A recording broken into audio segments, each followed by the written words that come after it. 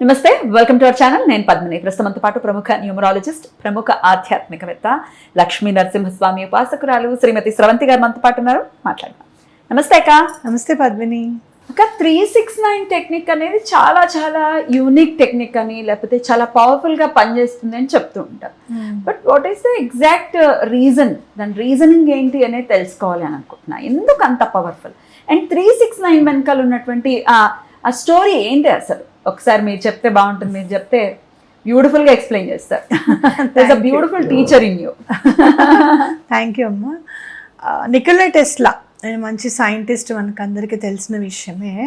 అంటే ఒకసారి ఒక లైన్ ఉంటుంది, ఎవరైతే ఫిజిక్స్కి టచ్ అయి ఉంటారో, సైన్స్కి టచ్ అయి ఉంటారో సైంటిస్టులు, ఇది నథింగ్ బియాండ్, అంటే స్పిరిచువాలిటీకి నథింగ్ అవేర్, అంటే మనం వేరు చేయలేము ఈ రెండింటిని అని. అంటే సైన్స్ని, నేను ఆధ్యాత్మిక దేవుణ్ణి రెండు వేరు కాదు, భగవంతుడు ఇలా పలుకుతాడు అని చెప్పి వాళ్ళు తెలుసుకున్నారు అని చెప్పుకోవచ్చు అనమాట.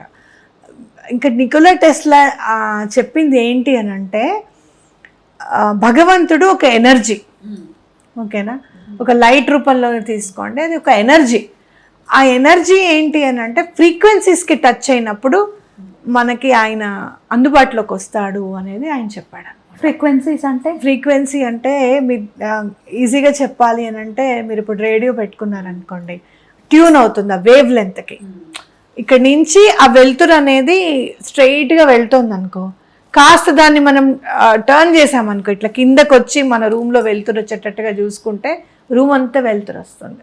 ఇప్పుడు మన మొబైల్లో టార్చ్ ఉంటుంది, మామూలుగా ఇలా పెట్టిన దారి వేరును, ఒక అద్దం దగ్గరికి వెళ్ళి ఆ టార్చ్ లైట్ ఆన్ చేసి ఉంటే ఇంకా వెలుగు ఎక్కువ వస్తుంది.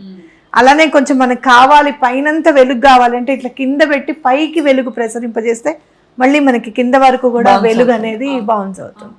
అట్లా ఆయన ఏమంటారు అని అంటే, ఫ్రీక్వెన్సీ ఇది టచ్ చేస్తే కనుక భగవంతుడి ఎనర్జీని మనము చూడగలుగుతాము, ఎక్స్పీరియన్స్ చేయగలుగుతాము అని చెప్పి చెప్తారనమాట. మరి ఆ ఎనర్జీ ఎక్స్పీరియన్స్ చేయడానికి కొన్ని నెంబర్స్ కనుక్కున్నారు ఆయన.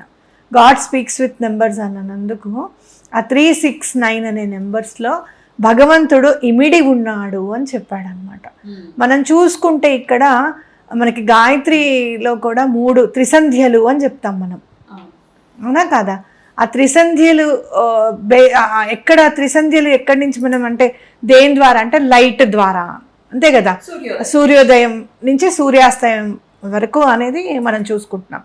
అట్లా చూసుకుంటే కనుక ఈయన కూడా ఆ సంధ్యల్లో ఉన్న నెంబర్స్ని గ్రాప్ చేయగలిగాడు అని చెప్పుకోవచ్చు. గాయత్రి మంత్రం చూస్తే కనుక 24 అక్షరాలు ఉంటాయి దాంట్లో అని చెప్పుకోవచ్చు. అది మళ్ళీ మీకు 6 కిందకు వస్తుంది, అవునా కదా?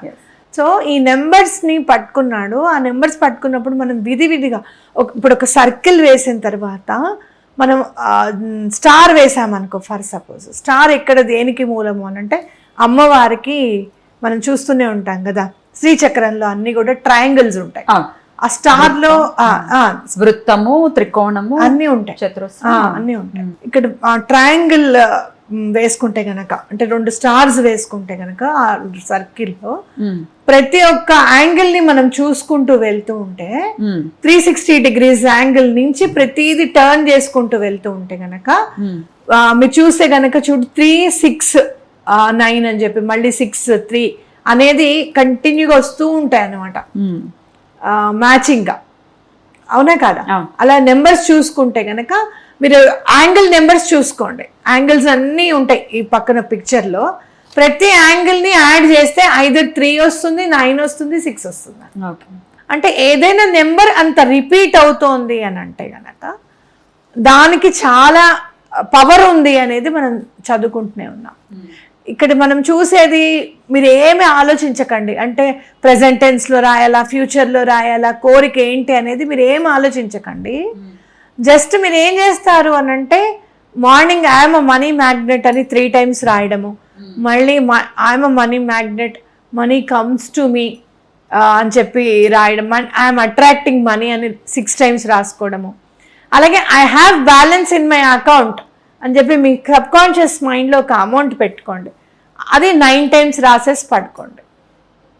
ఎప్పుడైతే మీరు రాసింది నమ్ముతారో అక్కడ మీకు వర్క్ కంప్లీట్ అవుతుంది అనేది గుర్తుపెట్టుకోవాలన్నమాట.